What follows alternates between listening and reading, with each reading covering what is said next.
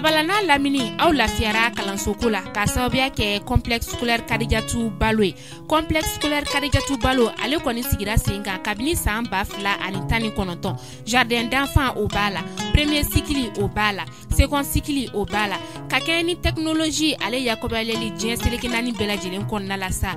A promoteur ale y'a laɲini ni ka salle d'informatique ko bila a ka kalanso o kɔnɔna la. Salle d'informatique min yɛrɛ sa ni a baara bɛ daminɛ e maa min bɛ 4e année na fo ka taa se 9e année ma informatique o bɛ aw ka bila la. Complexe scolaire Kadijatu Balo ni e mɔgɔ mago b'a la sa o filɛ nin ye Kabala S la nɛgɛjuru sira 79 02 36 20 65 90 63 62 ale kɔnko dɔrɔn i ni a promoteur o bɛ ɲɔgɔn sɔrɔ ni o ye Abdou Kɔnɛ ye. Complexe scolaire Kadijatu Balo olu kɔni ka devise tɛ fɛn wɛrɛ dɛ o de ye kalandenw olu bɛ se ka kalanko ɲuman ni ka o sɔrɔ u ka kalanso o kɔnɔna la. Travail, discipline ale ni réussite o ye olu jɔrɔnankoba ye. Complexe scolaire Kadijatu Balo kabini e nana denmansaw olu lafiyara kalanko la.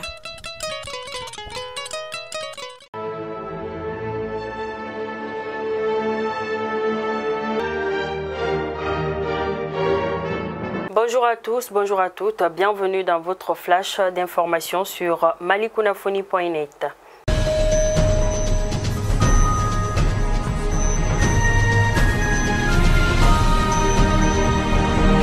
En effet, après sa libération extrajudiciaire vendredi dernier, il n'y aura fallu que 72 heures au commandant de la composante policière de la Forsat, le commissaire divisionnaire Oumar Samaké, pour retourner en prison. Pas à la maison d'arrêt centrale où il avait été incarcéré suite au mandat de dépôt délivré par un juge d'instruction de la commune 3, mais au camp 1 de la gendarmerie nationale. Ce retour à la case prison a été possible grâce à une rencontre de la direction générale et de la synergie des syndicats de police autour du ministère de la Sécurité, autorité de tutelle de la police nationale et de la force spéciale antiterroriste Forsat. Protection civile, la nouvelle vie de Mamoudou Diarra. En effet, le jeune homme s'est révélé au grand public en sauvant de nombreuses vies lors des inondations du 16 mai 2019. Célébré en héros comme il se doit, les autorités lui ont offert d'intégrer la protection civile. Aujourd'hui, il mène une vie de sapeur-pompier bien remplie. Nous souhaitons bon courage à Mamoudou Diarra dans ses nouvelles fonctions.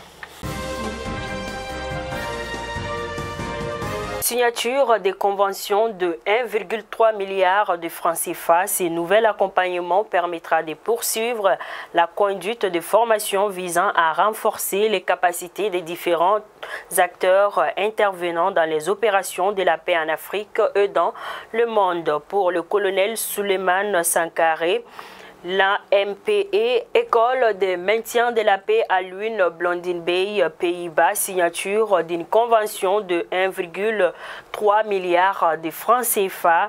Ce nouvel accompagnement permettra de poursuivre la bonne conduite des formations visant à renforcer les capacités des différents acteurs intervenant dans les opérations de paix en Afrique et dans le monde. Ainsi, pour le colonel Souleymane Sankaré, l'AMP APB est honoré d'accueillir toute initiative s'inscrivant dans la consolidation de la paix en Afrique. Insécurité alimentaire, la CEDEAO prête 7372 tonnes de céréales au Mali. Le ministre commissaire à la sécurité alimentaire, Redouane Ag Mohamed Ali, a réceptionné hier 7372 tonnes de céréales. Ces stocks sont issus de l'opérationnalisation de la réserve régionale activée à la suite des requêtes formulées par les pays membres faisant face à d'éventuelles crises alimentaires. Remboursables grain pour grain l'année suivante, ils sont destinés aux populations en difficulté alimentaire des régions de Ségou, Sikasso, Koulikoro et du district de Bamako. Dans la nuit du dimanche à hier, lundi 6 septembre 2021, aux environs de minuit, un professeur d'anglais au lycée de Ouélé, Mariko de Dioïla, militant du parti ASMA CFP de l'ancien premier ministre Soumeilou Boubèye Maïga, actuellement incarcéré à la maison centrale d'arrêt de Bamako, Abdoulaye Coulibaly, aurait été enlevé et amené vers une destination inconnue par des hommes armés non identifiés, selon sa femme et des sources ecclésiales. À Yorosso, un commerçant de bétail et éleveur de Boura dans le cercle de Yorosso ont été kidnappés le week-end dernier par des inconnus armés. Selon les informations rapportées par les habitants, la victime causait chez lui un vendeur de viande quant à des hommes armés sont arrivés et l'ont contraint à les suivre. Les raisons de cet enlèvement ne sont pas encore connues, mais les populations signalent une forte présence d'hommes armés dans la localité. Découverte macabre à Bafoulabé, le corps sans vie d'un homme d'environ 38 ans a été retrouvé dimanche dernier dans la brousse du village Sadioia. Selon des sources locales, il serait parti à la chasse depuis le samedi. Des passants l'ont retrouvé mort, la tête fracassée contre une pierre et près de lui son fusil et un gibier. Des sources supposent qu'il serait tombé en haut d'une colline. Toutefois, les causes du décès restent inconnues. La victime était un père de 5 enfants. Ainsi, nous prions que son âme repose en paix. En Songo, 75 enseignants dans Songo suivent une formation sur la gestion du temps réel d'apprentissage. La session qui a démarré dans la semaine vise à permettre aux enseignants de bien réussir l'apprentissage des élèves à travers la maîtrise du temps. Cette formation initiée par le Centre d'animation pédagogique d'Assongo sur un financement de l'ONG IRC doit durer 3 jours.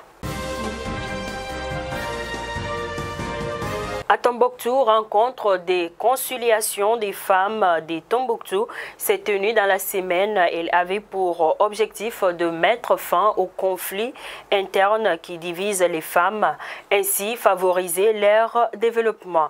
La session a réuni plus de 90 personnes, dont des leaders d'associations de femmes et d'autorités administratives et politiques, ainsi que les organisations de la société civile de Tombouctou. À présent, les actualités hors de nos frontières. Nous partons en Guinée où, dans une allocution de 5 minutes, le chef des putschistes a promis d'installer un gouvernement d'union nationale chargé de conduire une transition politique dont la durée n'a pas été précisée. Les militaires ont commencé à remplacer les autorités civiles. Ainsi, un couvre-feu a été décrété de 22h à 5h du matin. Les premières passations ont eu lieu hier, lundi 6 septembre, par exemple à Kanka et à Labé.